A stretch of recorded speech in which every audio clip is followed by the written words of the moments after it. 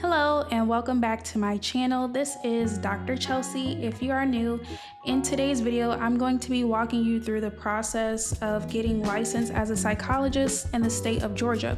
So I'm going to be showing some documents of everything that I kept track of, all of the materials that I needed to submit for the application process to even start getting, the licensing process going, as well as the materials that had to be submitted, when they needed to be submitted, and then all the steps leading up to me taking the exams. And I'll also include the syllabus that I used, as well as the cost of everything for this entire process from start to finish. So if you're interested in seeing how this all turned out for me, I did this in 2024. Keep watching and let's go. Okay, so now I'm going to walk you through this document that I used to keep track of all the materials that I needed to submit for the applications that were required, as well as everything that I did for doing licensing exams. So let's get into this now. Here is the document that I used. I created this back in 2023 when I was starting the application process, and I separated it into 3 sections. The first one was the application initiation section. This is the first one, so I had to submit an initiation form, a citizen affidavit form. I also had to provide some identifying information that I believe had to be notarized. And I mailed the application materials with a money order because you had to pay with a money order then.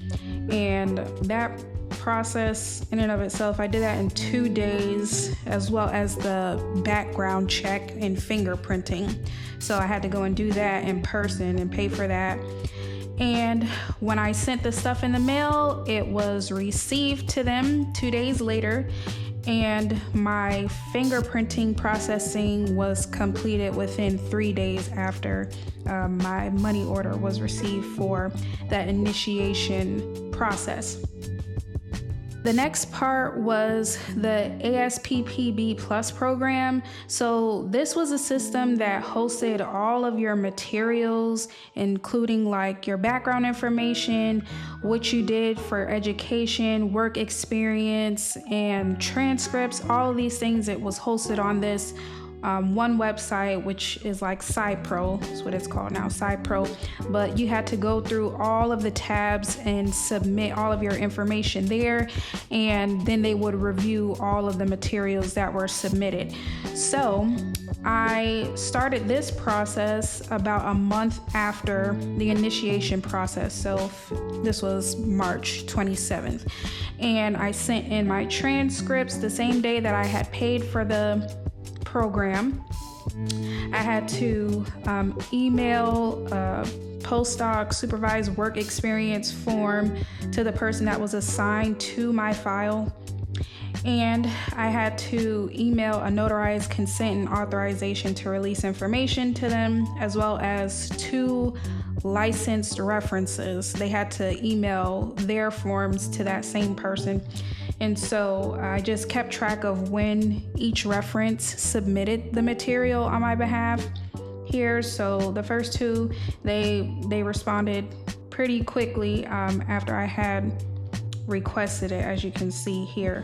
So I had submitted all the other required tabs same day, I believe, and had my education record attested on the 11th. So all of that went by pretty quick, with the first 2 parts having all my forms submitted and my education record submitted. But my internship record took the longest to get submitted because the person who was supposed to do it did not respond back in a timely manner. And when they did respond, they said that I needed to correct something. And then when I submitted it back for their review, they did not. They did not even respond to it. So I had to do an alternative thing, which was send a written letter with supporting documents to show that I completed my internship to the board. And so that delayed me by 3 months. Their approval was only like a couple weeks after. So I submitted everything mid-July, and then it was approved for me to take exams in August. So for the licensure exam process, after receiving approval from the Georgia board to take licensing exams, I received an email from the scheduling site, Certimi, on how to register for the EPPP exam. So I got that the next day after I received approval to take the exams. And then here you can see there was a gap from when I actually took my exams versus when I got approved to take them. So I was approved to register in August, and I used my time to study in between until I was ready to pay for the first EPPP exam, part 1. So I paid and registered for part 1 at the beginning of January of 2024. And I scheduled the exam for January 19th, and I passed. I had to request approval from the board to take the second part of the EPPP, so I did that the next day after passing part 1. And I had to submit a postdoc experience form to be approved or attested, so I did that like within a week after. And I received my approval from the Georgia board to take part 2 about a month. It took about like 3 weeks for them to approve my request to take part 2. And then that same day I paid and registered for part 2, and I took it about 12 days later, and I passed. After that, I had to wait for an email from the PSI vendor to do my jurisprudence exam. So that came a month later, my approval. So I had to wait for that. And once I received that, I immediately paid and registered for the jurisprudence exam that same day. And I took it within about a week. So on April 2nd. So this is just to give you an idea of how quickly you could get these things scheduled. And so after I passed the jurisprudence exam, I had to call and email the board to schedule my oral exam. And then they reached out to me like about, 18 days later. So a little over 2 weeks later to register me for the oral exam. And I was scheduled that next day. And I took the oral exam through Zoom, and I received my license by the end of that week because they had a board meeting. So that is essentially the entire process of getting licensed. And so I'm just going to go over to this next document. Another document I use to stay organized, my licensure process syllabus. So I always create a syllabus when I'm working on something, and at the top I will have my overarching deadlines to follow. And so I set those at the top, and then each week I would set an assignment or assignments to work on. So this is what I did for that preparation process. And the preparation process took me 2 months, about 2 months. So I did some researching of the documents that were necessary, the keeping track of like fees, steps to register for exams, how I needed to prepare for the oral exam, completing my application initiation forms and all the initial materials that were needed.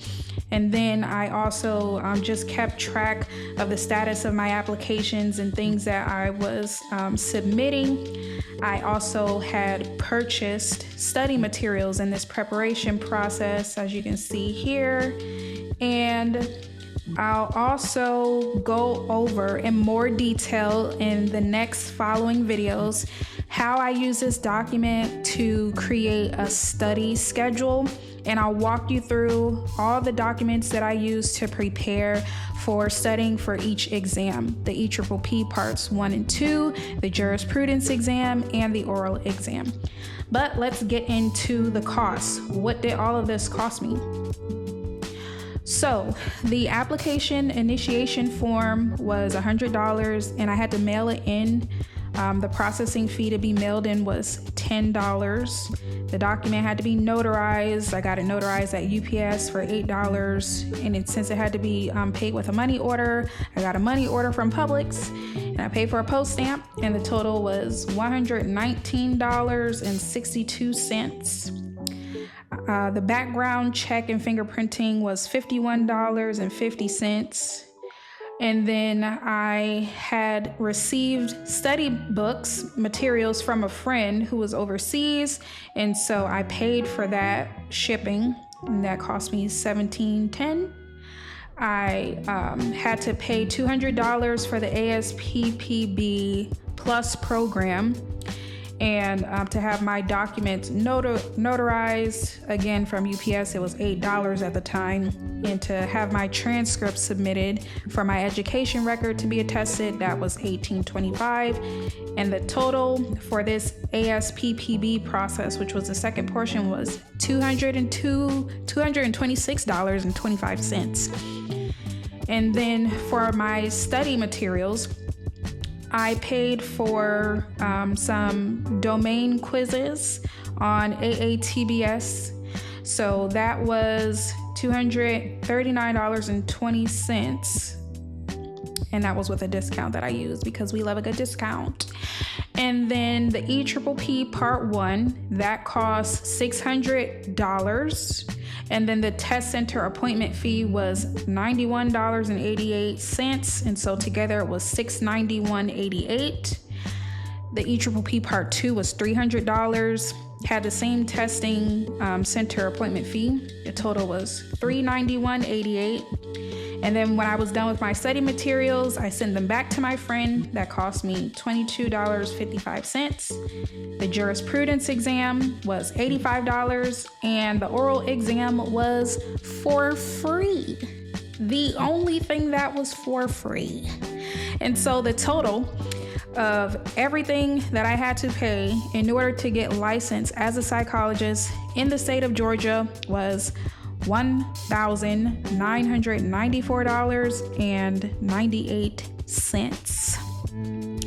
So that is everything that I wanted to go over with you all today. If you found this to be helpful, make sure that you give the video a like, subscribe to the channel to see how I prepared to study and pass all of these licensure exams. And if there's any other kind of content that you want to see relating to licensure process, my experience, let me know in the comments down below, and I will see you all in the next video. Bye.